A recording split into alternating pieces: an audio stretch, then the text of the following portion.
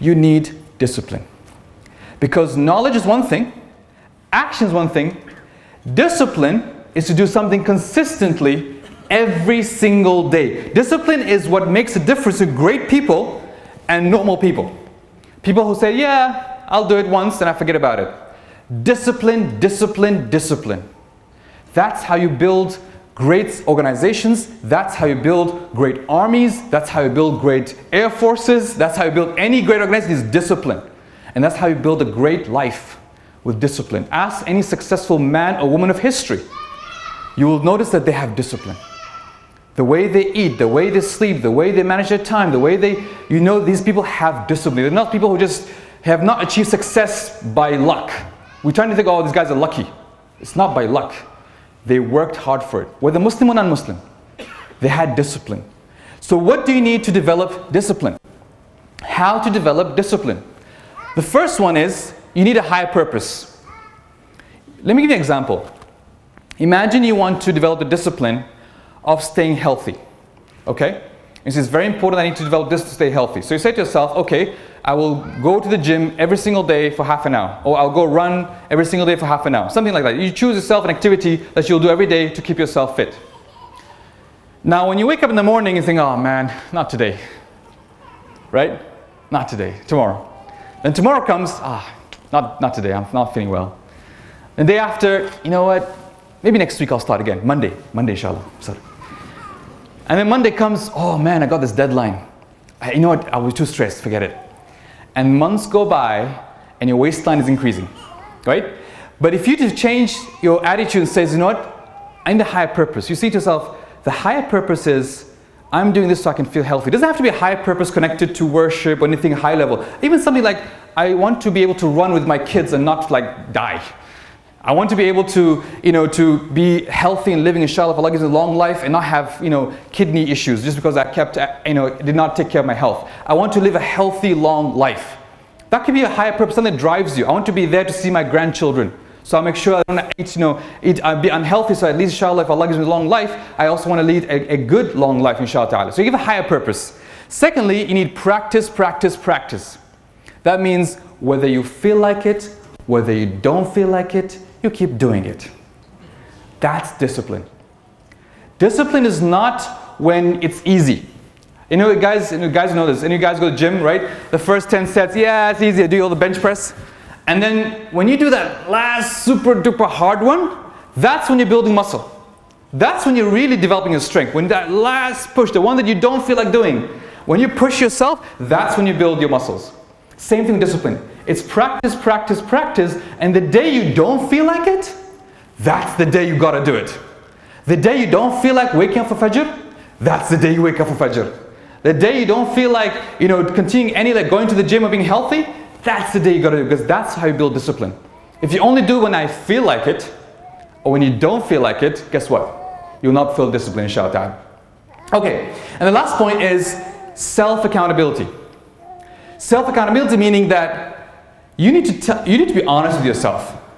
Like, okay, let's say I missed Fajr today, or I missed going to the gym, or I missed eating healthy, or I did something wrong, or made something that really destroyed my good habits which I learned at Productive Muslim Workshop. I said, why? What happened? What was my excuse? Let me give you a very good example. So I used to try to go to the gym very often from work. So I used to go work, 9 to 5 job. After 5, I said, okay, I'll go straight to the gym. Then I said, okay, I go to the gym with, man, I forgot my gym clothes at home. Okay, I'll go home. I'll go home, pick up the gym clothes. I go home, guess what happens? Man, lunch is ready. Okay, I'll have lunch and after lunch. I go lunch, I'm really full, I need a nap. After nap, I'll tell it tomorrow. And I kept doing this for a few days. So I realized, hold on, what's my excuse? My excuse is, I forgot my gym clothes at home. Therefore, guess what I did? I put the gym clothes inside the car. So whenever I used to drive anywhere, I also have gym clothes in the car so that if I want to go to the gym, I don't have an excuse, let me go home. So find the excuses. What excuse do you have in your life? And I want you to spend this next 2-3 minutes, choose one habit you wanted to do, but you kept giving excuses. Could be spiritual habit like praying on time or something, or waking fajr. Could be a physical habit like staying healthy or not eating sugar or something like that. Or could be a social habit like calling your parents or calling your relatives often. Give me one habit, write it down and say, what's my excuse? My slipping point. The reason I normally say to myself, yeah, I'll do it tomorrow. I told this guy, this is, like the brother said, this is a workshop, so you got to work.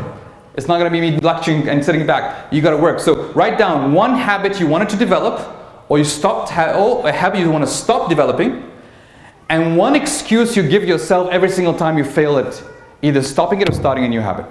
So choose one habit. If you have any questions, you can raise your hand. Whatever you want, whichever habit you want.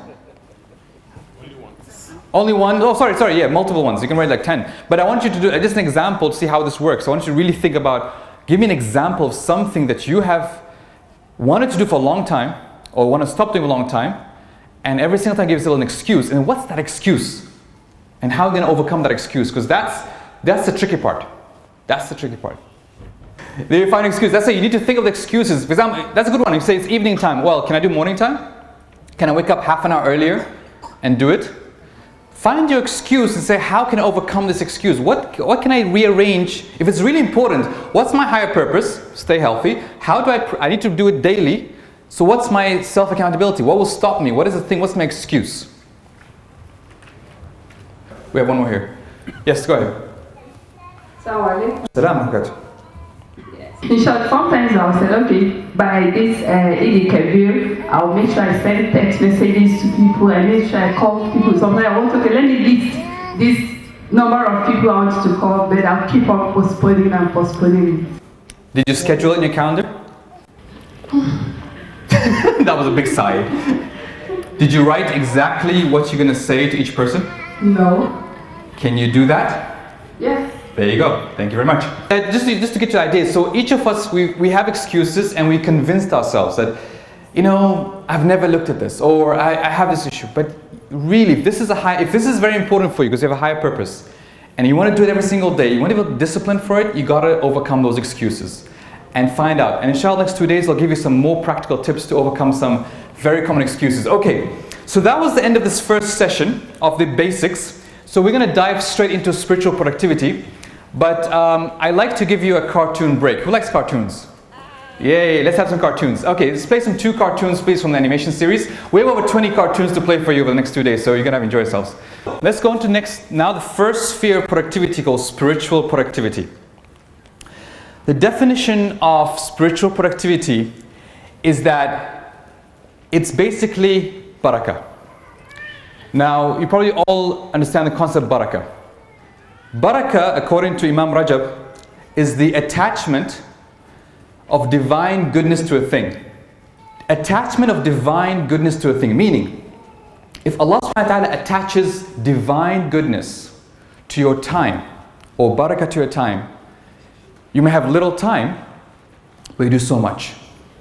If Allah attaches divine goodness, barakah, to your wealth, you may have little money, but you do so much.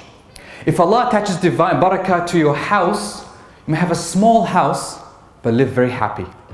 If Allah attaches divine goodness to your children, you may have one child or few children, but they make you very happy and proud.